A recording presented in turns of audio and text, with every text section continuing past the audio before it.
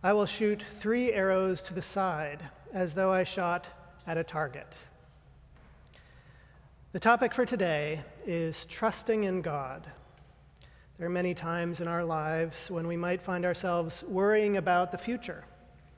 When things don't go the way we expect them to or the way we want them to, we can experience anxiety and fear. We can experience worry about school or work or the future of our country or our church or the world. When we experience distance in our relationships, we can worry about whether we can reconnect with family and friends again. When we are confronted with our own faults and flaws, we can worry about whether we will ever become the angel the Lord created us to be. When we experience stress, we can wonder if we will ever find peace. We can't see the future, so I think it's natural at times to experience some anxiety about it. In those times, we're encouraged to put our faith and trust in the Lord. We can find peace and comfort when we truly believe that the Lord is leading all of us to a happy ending. As it says in this beloved passage from Secrets of Heaven, peace holds within itself trust in the Lord, the trust that he governs all things and provides all things, and that he leads towards an end that is good. The word trust appears in the word most often in the Psalms. If you were to do a word search, you would find that about 50% of all the occurrences of the word trust in the Bible are in the Psalms. David was one of the main authors of the Psalms, and trusting in God was clearly an important spiritual practice in his life. Many of the Psalms that David wrote about trusting God were written during some of the hardest times of his life, such as when he was fleeing from King Saul. After the story that we heard in the lessons, David was on the run, fearing for his life for years. And it was during this time that he wrote down psalms such as these. Put your trust in the Lord. I will both lie down in peace and sleep, for you alone, O Lord, make me dwell in safety. Therefore my heart is glad, and my glory rejoices. My flesh also will rest in hope, for you will not leave my soul in Sheol. You will show me the path of life. In your presence is fullness of joy. At your right hand are pleasures forevermore. The Lord is my rock and my fortress and my deliverer, my God, my strength, in whom I will trust. The Lord is my light and my salvation. Whom shall I fear? The Lord is the strength of my life. Of whom shall I be afraid? Teach me your ways, O Lord, and lead me in a smooth path because of my enemies. Do not deliver me to the will of my adversaries, for false witnesses have risen against me, and such as breathe out violence. I would have lost heart unless I had believed that I would see the goodness of the Lord in the land of the living. Wait on the Lord, be of good courage, and he shall strengthen your heart. Wait, I say, on the Lord. As for me, I trust in you, O Lord. I say, you are my God.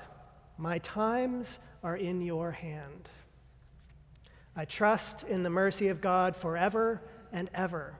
I will wait on your name, for it is good. Whenever I am afraid, I will trust in you. In God I have put my trust, and I will not fear. Be merciful to me, O God. Be merciful to me. For my soul trusts in you, and in the shadow of your wings I will make my refuge until these calamities have passed by. When my spirit was overwhelmed within me, then you knew my path. The story we heard in the lessons today was the beginning of the very difficult time in which David wrote those psalms. He had been anointed as the next king, but it was looking like he might never actually become king, as King Saul did not want to relinquish the throne. He left behind his best friend Jonathan and his wife Michal, and he didn't know if he would ever see them again.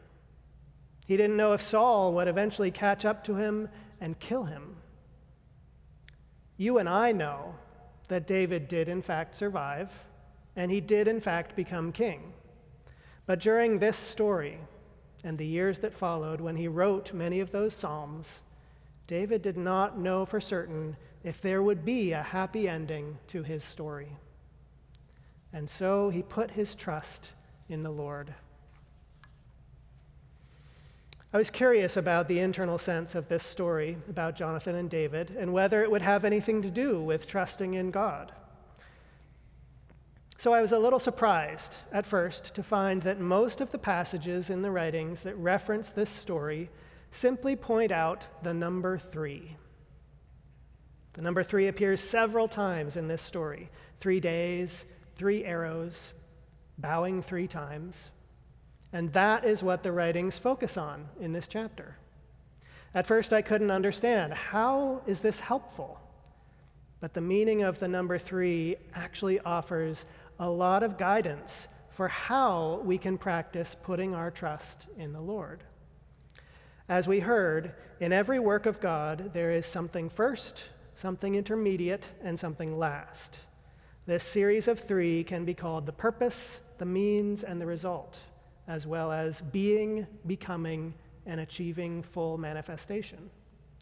Every work of God is complete and perfect in its final stage.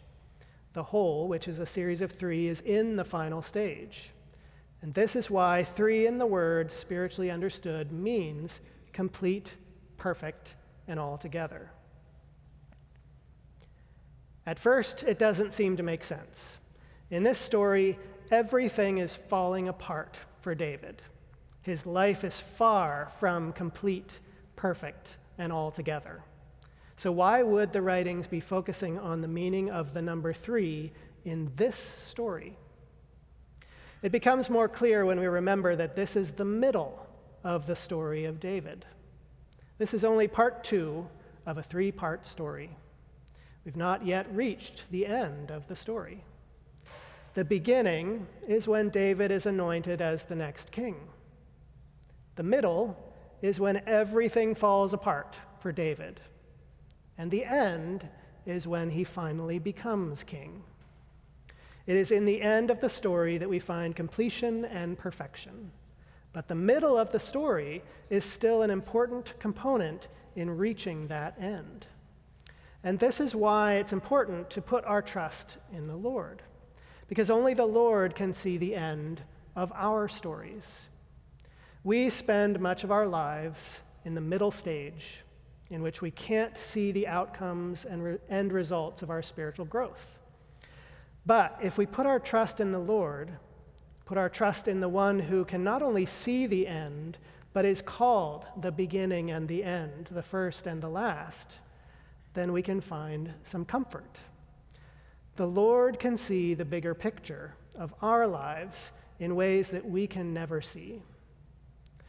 And if we put our trust in the Lord, that he is leading us toward an end that is good, then that can help us get through those middle parts when our lives sometimes feel like they are falling apart.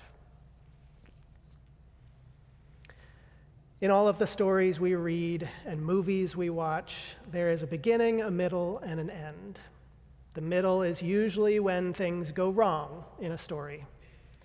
But as an outside observer to someone else's story, we don't tend to get as sucked into the fear that the characters are experiencing during that time, because we know things will turn out all right in the end, especially if it's a story that we've heard before. Instead, those middle parts of the stories can often be the most exciting.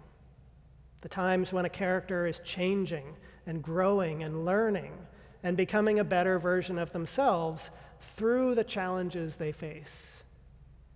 As it says in Secrets of Heaven, before being reduced to order, it's very common for everything to fall into confusion and seeming chaos. This allows things that cling poorly together to separate. And when they have separated, the Lord arranges them in their place. This is the perspective the Lord has on all of our lives. And trusting in the Lord is partly about trying to see our life from a little bit of the Lord's perspective. As it says in Divine Providence is universal because it attends to the slightest detail, and it is an infinite and eternal creation that the Lord has provided for himself by creating the universe. We see nothing of this universal providence, and if we did see it, it would look to our sight like a scattered pile and a random heaps that passers-by see when a house is being built.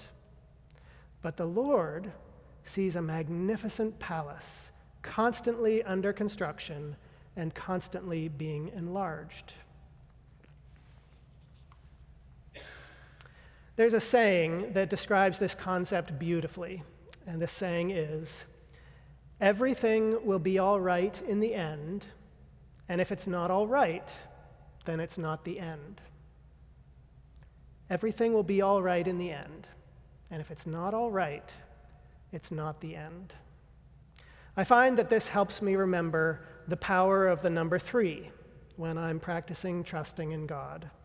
When it feels like my life is scattered and falling apart, I can try to remember that I'm simply in part 2 of a trilogy, the trilogy of my spiritual story, and I just need to hang on until the happy ending. As the Lord said in Matthew, and as we heard in our music today, "Whoever endures to the end shall be saved." Now, this doesn't mean that if we are trusting in God, then we will never feel fear, anxiety, grief, or worry. Those feelings are very natural. A story wouldn't really be a good story if the main character didn't feel some of those things. Our story from the Word today wouldn't make sense if David didn't feel fear for his life and sadness about leaving behind his loved ones. The trust in God that we hear about in the Psalms is even more powerful when we remember the context in which they were written, the fear and despair that David was feeling at the time. The writings say that hitting points of despair is a natural and even useful part of our spiritual growth because it can remind us to turn back to the Lord. As it says in Secrets of Heaven, the second stage of people who are reforming is a stage when they despair. They are usually kept in this despair in order to convince them eventually that they owe everything to the Lord's mercy. I think part of the spiritual practice of trusting in God involves both our hearts needing to feel that despair, while at the same time our minds needing to attempt to see the Lord's big picture perspective on us. This blend of heart and mind is the dynamic composition of many of David's psalms. Just as it was in the story of Jonathan and David, there are many threes in our story as well. In some ways, all 3 stages of our spiritual journey, beginning, middle, and end, are often happening all at once. The end of one thing in our life is often the beginning of another, and we're always in the middle of some growth opportunity. And I think this is part of the Lord's providence as well. When we can look back on some aspect of our lives that has reached a satisfying conclusion, that can give us hope in some other area of our life in which we have not yet reached the end or the conclusion.